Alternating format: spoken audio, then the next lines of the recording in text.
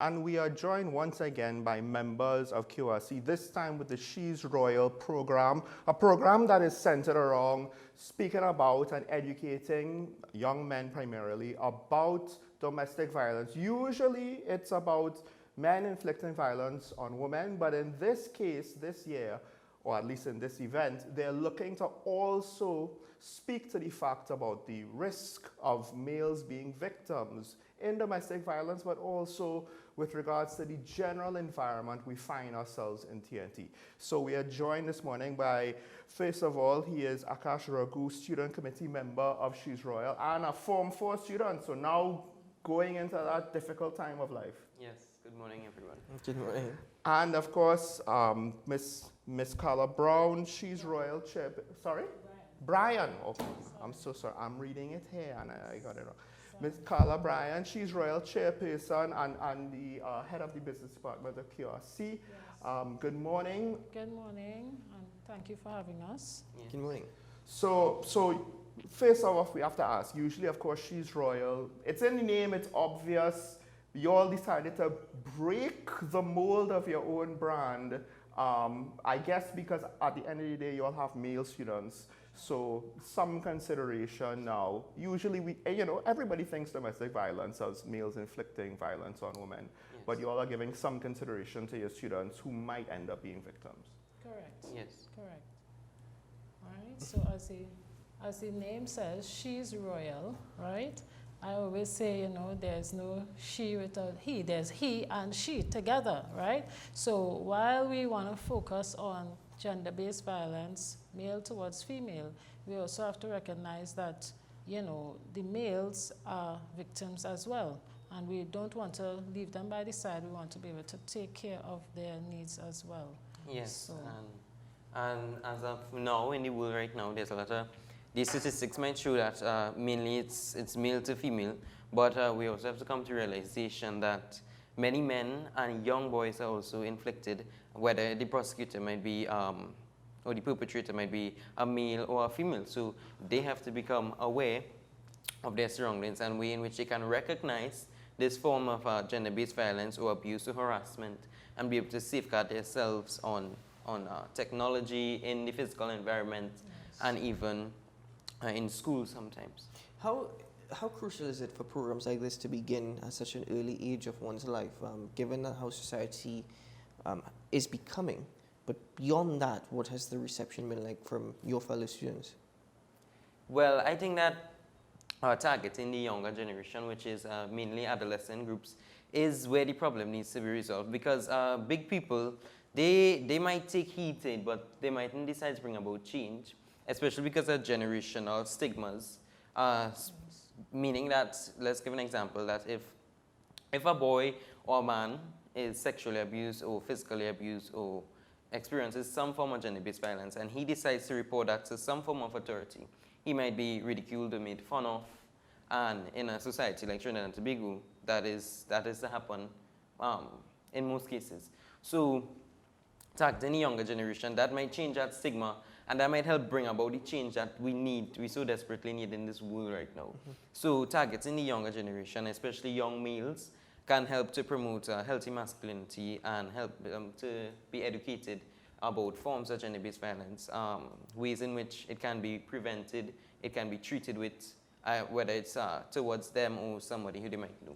Ms. Bryan, is this also a part of an effort to try and break the stigmas associated with masculinity, as Akash just mentioned, even at times where you have instances of males being abused but wanting to remain silent because of how society could be? Is it also trying to break that stigma and saying, listen, if you are a victim, you need to speak out? yes, I agree. It is an attempt, right? Because once males are aware, all right, it's okay to, you have feelings, you have emotions just like females, then you'd be able to better treat with it, right? So we would, go through topics like, toxic masculinity and, and so on. And I just want to go back a bit to the question that you posed to Akash. I would say that discussion should even start as early as primary school. I mean, we're a secondary school, so we are doing what we can with our young men. But in order to mold and shape mindsets, you know, education plays a significant role in that regard. So yes. Is it that we kind of take it for granted because we're seeing crime and violence escalate, and we're taking it for granted that, well, things sort itself out, these kids should be okay. But then now by the time you get them, you have to deal with a half-molded product trying to reverse what was done, if anything bad was done? Correct. You know, so that is why I'm saying you should start as early as possible. I would say primary school, you know, to start to educate and sensitize young children about these issues, right? Because remember, they are growing up in homes where they might be experiencing it. Yes. And if they understand that this is not normal, then, you know, we can see some hope and some change in the future. With regards, so of course, you know, gender-based violence, we're thinking male to female, female to male, but I think you mentioned or implied, what about parental, which it could be a mother figure or a father figure on the young men. Do you all have, what else in the program do you all have with regards to that? Do you all have anything to support with that as well? Okay, well, we talk generally about gender-based violence, right? We don't classify whether it is parent to child or, you know, intimate or a anything stranger like or that. anything like that. Just Because at the general. end of the day, violence is violence. Right. Yeah. All right, but I mean, the discussion would come up from time to time. Yes. We would have partnered with, you know, other organizations that engage in similar stuff.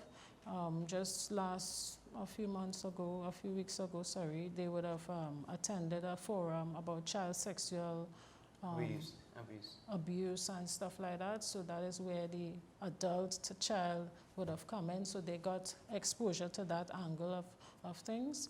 Right, but we don't, we just talk about it generally, you know, so that students can be aware. You know, you brought up this thing about men have emotions as well. Yes. Yes. And I think that's something that we've totally ignored. It seems, and this thing about Completely. masculinity. Yes. Akash, let me ask you, generally speaking, men have emotions. There is a stigma associated with masculinity. There's this transition now when you're in high school. Masculinity, you have to be a big man, you know, take this, take that, and whatnot. Is it that, are your peers, and this is generally speaking, not specific, but are they more and more open now to speaking about these things? Or is it that there is still that There's sense? still that generational stigma, as I said, because, you know, parents at home are not trying to, you know, discuss mental health and emotions, because, you know, you grow up here thinking, you know, you're the man, you have to be strong, you have to lead by example, and all of that is okay. But men also face problems, young boys also face challenges, whether it be stress with school, with relations, with any problems that you may have. And we don't get the idea that it's okay to express that, because we're accustomed to, well, crying is for guilt. You know, if you're soft, here's a guilt. Here's a wasp boy, all of that, right? And that's what we need to break, because if it is that your problem is so bad that some people even go to suicide and depression and even end up in mental hospitals and all of that, then it is important, it is necessary. Prevention is better than cure. So if it is that you teach your boys or your children that it's okay to express their thoughts and their emotions, whether it be with you or a trusted person, then that could promote healthy, proper mental health and proper emotional, dealing with your emotions in a healthy and in a good way that you wouldn't think of it of girly or feminine or, you know. Because it goes back, Ms. Bryan, to this entire program. And the efforts not, excuse me, not only focus on breaking a certain stigma or mindset, but also the effects of such. So the psychology and even the focus on mental health about it. Do you think that more of these programs, I mean, you know, QRC is certainly setting the trend, and this should be the way forward. And I mean, kudos to QRC, to the PTA, to the staff, to the students. Yes. Should more of this be done and more of such programs be promoted in schools? Absolutely. You think there'll be the participation or the willingness? I think there would be willingness, right? But the challenge is to get the commitment, you know. thankfully, at QRC, we have a strong system in place. We have an adult committee comprising of, various stakeholders, the PTA, some members of the staff, and so on, as well as we have a student committee, which Akash is a member of, and the students would champion the cause, for this within their different classes and their different levels, right? We've actually spoken about students and teachers. Yes. Excellent. What about parents and their involvement? Well, that is what I said just now. We have the PTA. They are a big stakeholder. They support us in everything that we do. In fact, we have an event coming up this Friday, which the PTA is very much involved in, and they're very much supportive of us, right? Because a few months ago into the program, we actually had parents partner, fathers and sons partner to create content, videos, and so on the topic of gender-based violence, right? So the parents have a very much important role, a pivotal role to play, right? And it also helps in educating them as well on the topic of gender-based violence. Right, and just coming back to this whole question about parents being involved, students being involved, teachers being involved, I think that highlights our theme this year, which is passion and compassion and community, which, the community part highlights this, which is that in order to make this change, we need to be collaborative with each other, with all aspects, and, such that how we collaborate with some other female institutions sometimes, and, with other forums, that is part of it, but we need a bigger change. We need it as a worldwide collaboration with everybody needs to realize that this could be a pandemic, and it needs to be addressed, and the change needs to be brought about. So. Well, this Friday, the 26th, you have your second annual walk under the She's Royal banner from 9 a.m. to 10 a.m. Who is invited to participate? All right, now this is a school event, right? So we have invited various stakeholders, other female schools within the Port of Spain area. And we also have our parents, the PTA is involved, and other civil society organizations, right?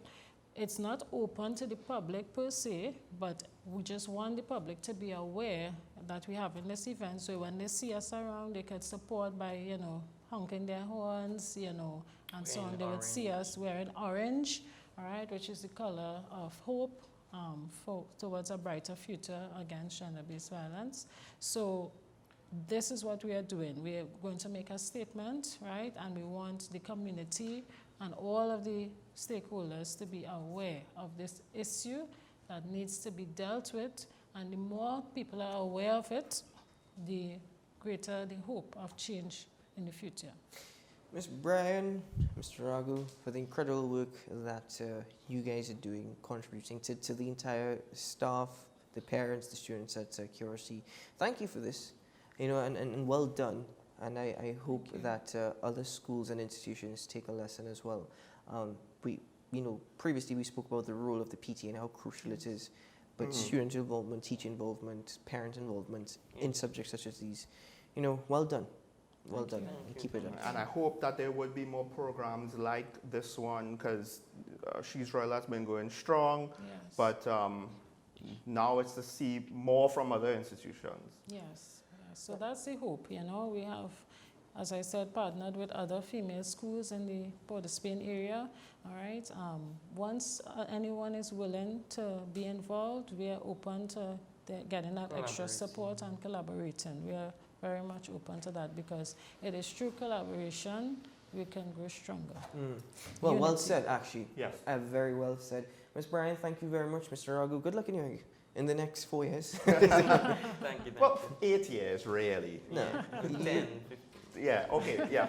University is going to be the best years of your life. Trust me, make it that way. It will be. Anyway, this is just the one hurdle, the obstacle that you have to get through. But ladies and gentlemen, thank you very much once more. Thanks for having us. Thank you for having us.